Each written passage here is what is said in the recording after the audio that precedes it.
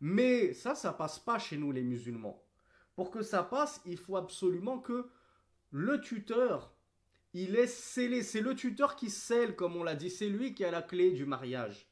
Donc c'est lui qui va donner la clé au mari. Tiens, je te remets ma amana. Ah, il y a une vidéo que vous avez dû voir tourner depuis. Elle traîne depuis quelques années. Moi, je la connais depuis plusieurs années.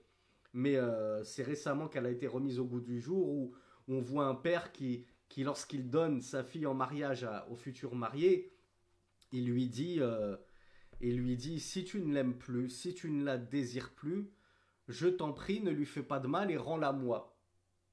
Et mon beau-père m'a presque dit la même chose.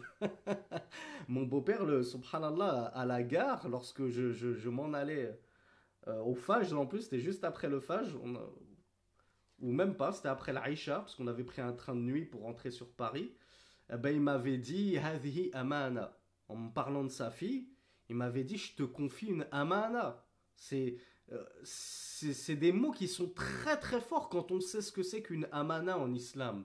C'est un dépôt que je te confie. Prends-en soin. Et taqillah. Crains Allah dans cette amana. Parce que cette amana, au début, c'était mon trésor, c'était mon dépôt, c'est moi qui devais m'en occuper. Moi le tuteur, moi le papa.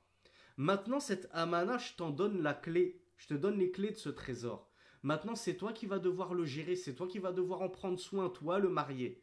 C'est un échange terrible. Un papa, quand il donne sa fille, il est en train de donner une partie de son cœur au marié. Et il a peur. Il a peur que cet homme que je connais après tout pas si bien que ça, on a fait quelques échanges, quelques rencontres, etc. Je place ma confiance en Allah subhanahu wa ta'ala, mais j'ai jamais vécu avec lui. J'ai pas cohabité avec lui. On ne connaît réellement une personne qu'en cohabitant avec elle, ou à la limite en voyageant avec elle.